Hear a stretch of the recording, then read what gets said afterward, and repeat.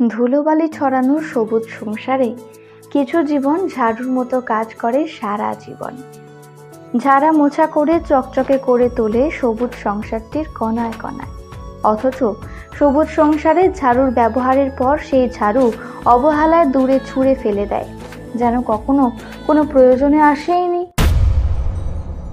রীতি তাই কাজ সেরে নিজের হাতের ঝাড়ুটা ধীরে ধীরে সরু বারান্দার এক কোণে দাঁড় করিয়ে রাখল।